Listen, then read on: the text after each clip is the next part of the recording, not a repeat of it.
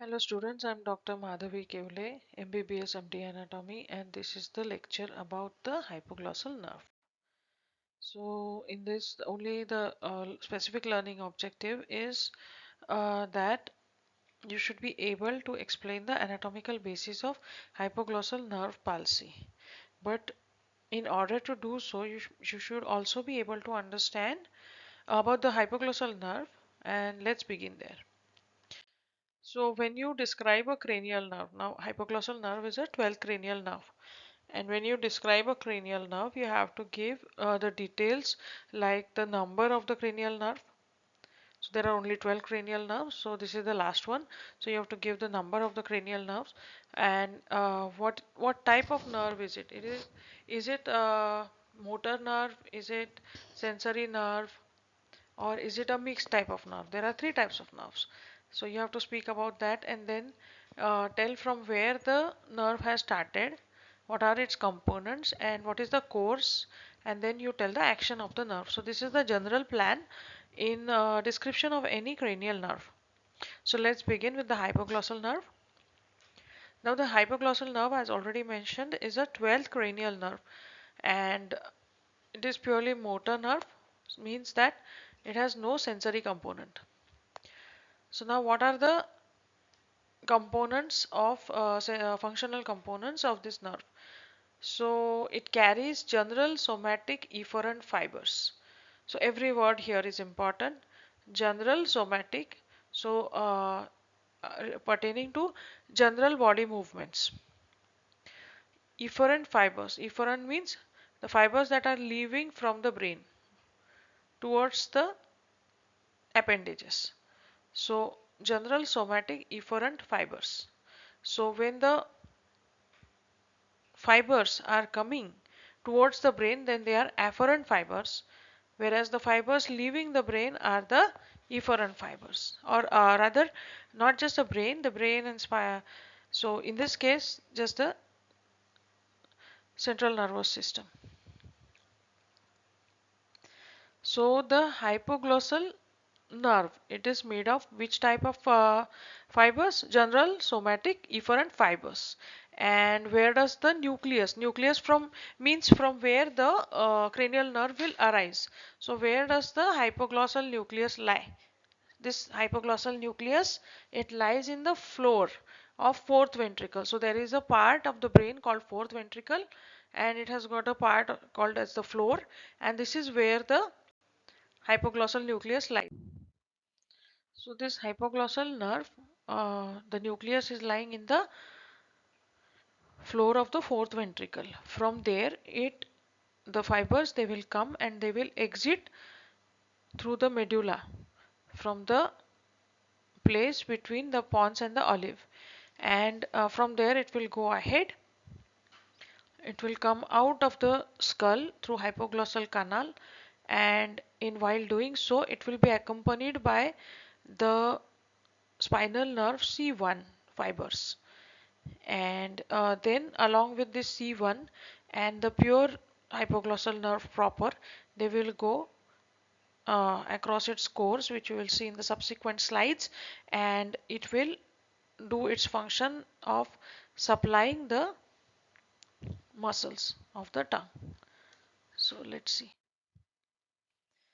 So once the nerve has exited the brain from ventral aspect of medulla between the pyramid and the olive, this part is called as the anterolateral sulcus. This is from where this is a part, anterolateral sulcus is a part of medulla from where these rootlets are coming out of the brain, but they are still inside the skull. So these are passing inside the brain, inside the skull. They are passing behind the vertebral artery, and here they are forming the two roots. Now these two roots, they will try to exit the skull. In doing so, what they have to do, first they have to pierce the dura mater, and these two roots, they will enter the hypoglossal canal, and inside the canal these roots will unite to form a single trunk, which will be called as the hypoglossal nerve proper. And then they will come out of the cranial cavity. So the hypoglossal nerve is thus said to exit the skull through hypoglossal canal.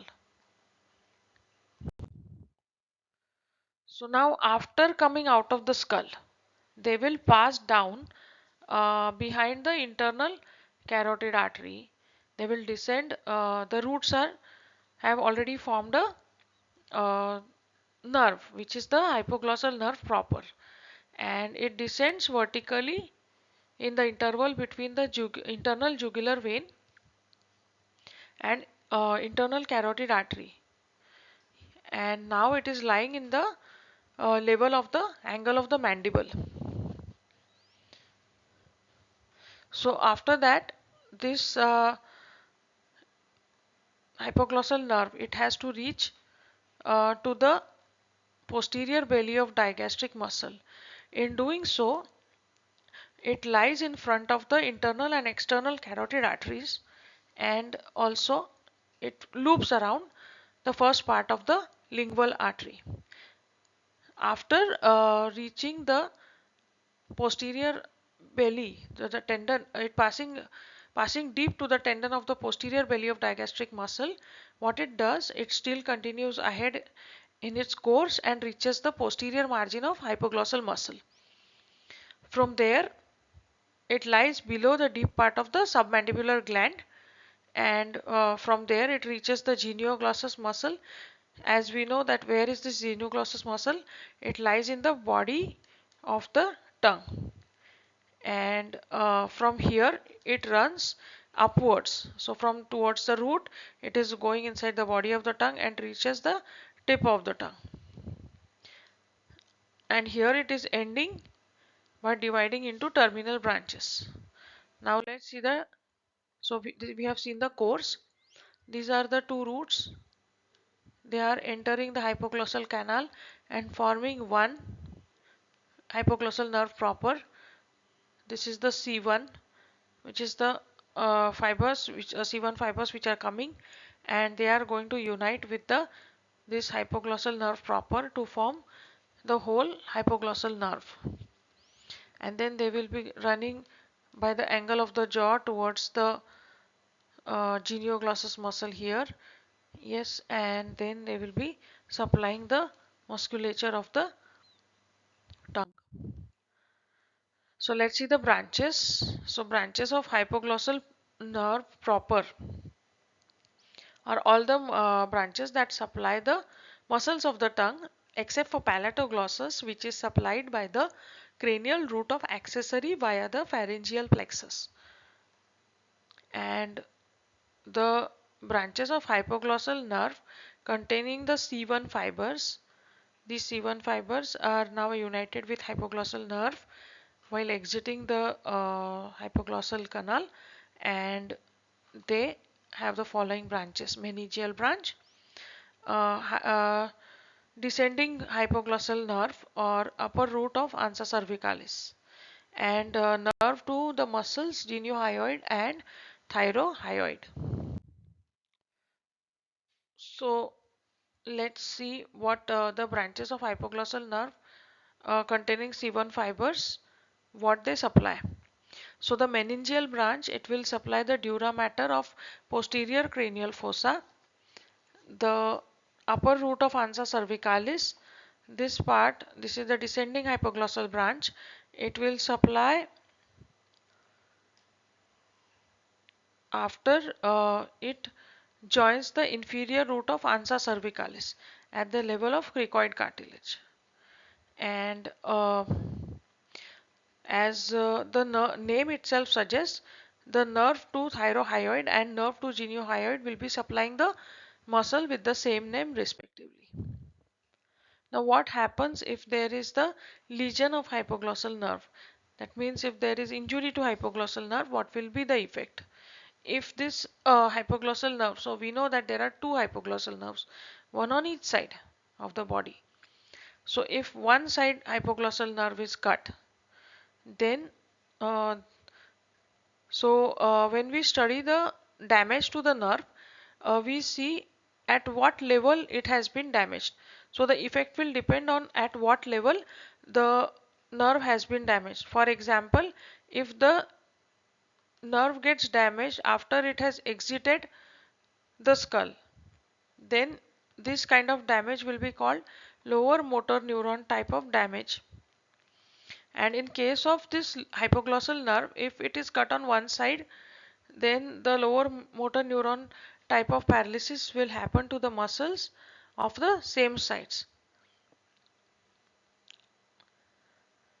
So now if there is supranuclear lesion, means if the fibers of the corticonuclear type are involved, then there will be upper motor neuron type of paralysis, and because of this what will happen, the muscles will which are paralyzed, but more other symptoms will be there, like wasting of the muscle. There will be fasciculation of the tongue, means these fasciculation means there are tiny minute movements of the tongue on the affected side, which is the same side, and also the wrinkling of the mucous membrane. Because why? Because the underlying muscle has wasted. So at this stage, just understand that there is a term called as lower motor neuron type of paralysis and upper motor neuron type of paralysis. Actually, this is the topic that will be discussed during neuroanatomy. So now the last slide, how to clinically test the hypoglossal nerve.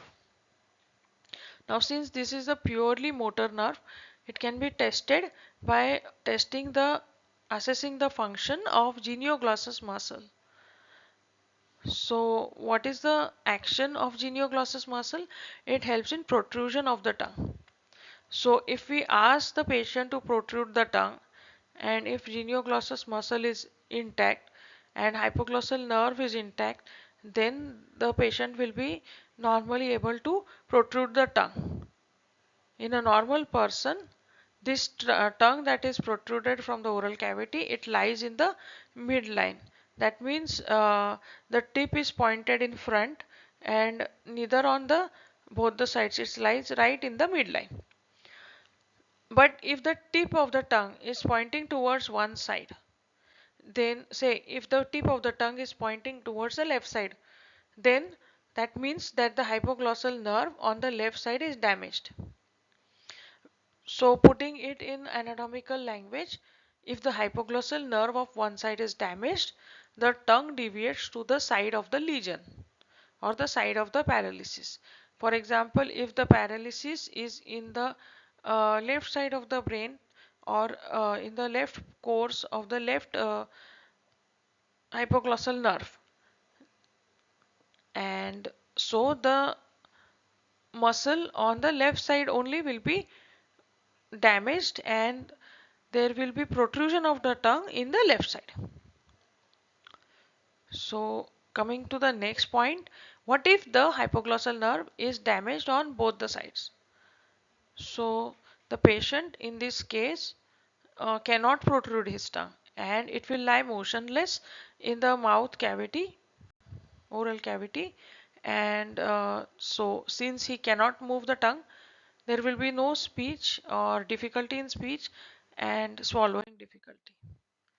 So thank you very much, and remember, the if the nerve of the left is damaged, then there will be lesion and protrusion of the tongue in the same side, that is the left side.